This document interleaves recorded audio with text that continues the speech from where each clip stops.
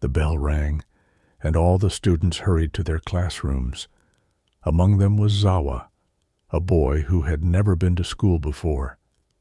At 15 years old, this was his first day of formal education. Zawa was the son of Kailu, a humble woodcutter, and the two of them lived on a hilltop, far from the bustling life of the city below. Since his early years, Zawa had helped his father cut wood from the trees on the hills. They sold the wood in the city to support their simple life and keep their hut warm. Due to their poverty, Kailu could never afford to send his son to school, though he had always dreamed of it. Zawa, having spent his entire life helping his father, had mastered the skills of a woodcutter. He knew how to sharpen an axe and strike the tree at the right spots. But he had no friends, had never been to the city, and his entire world revolved around cutting trees and carrying wood. One day, Kailu told Zawa that he would finally send him to school. Zawa, puzzled, asked, "What is a school?" Kailu smiled and pointed to a red building down the hill. "That is a school, my son. There, you will receive an education. With it, you can become intelligent and find work better than cutting wood."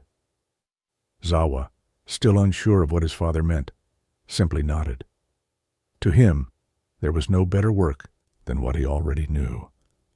On his first day in class, Zawa sat among the other students, nervous but curious.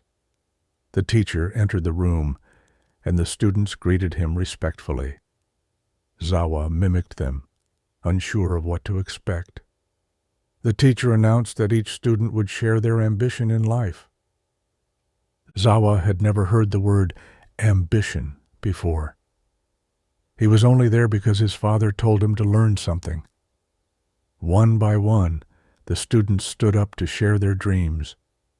One wanted to be a pilot, another a doctor, another an engineer, and so on.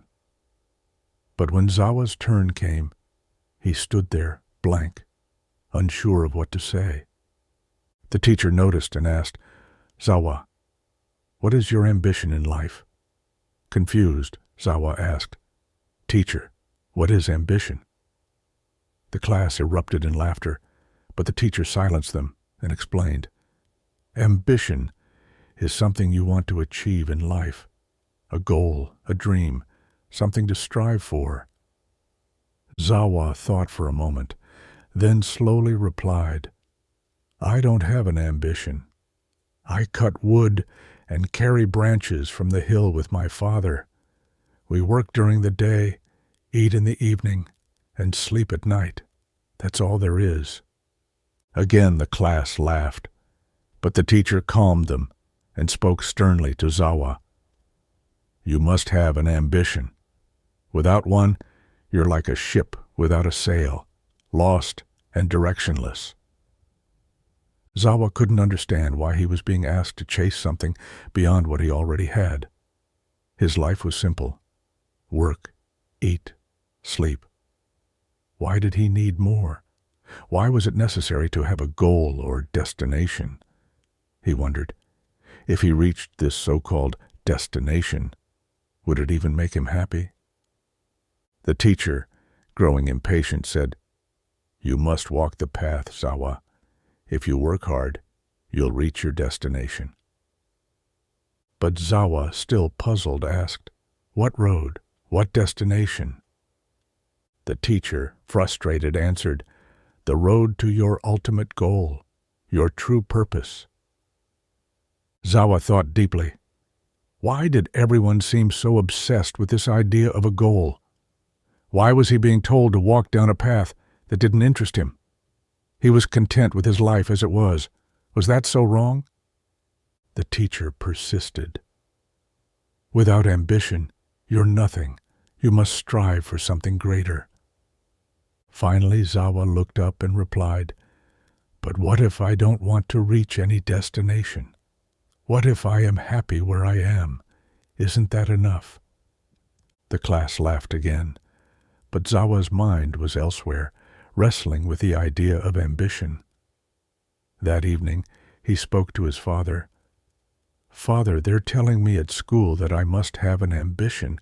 They say I should strive for something, but why should I? We cut wood from trees that are already there. They want us to grow a tree, wait for it to grow, and then cut it down. But why?" Kailu chuckled at his son's thoughtful response. "Zawa, everyone has their own way of looking at life.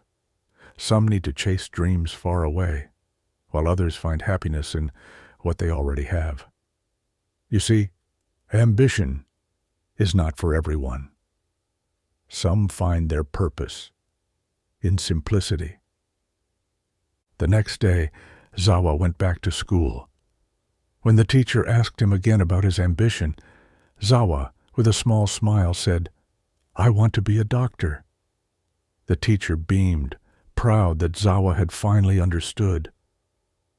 But as Zawa sat down, he looked out the window and saw the rain falling, the grass growing wild. Nature had no ambition, no plans, yet it thrived. He realized that life could simply be, and that was enough.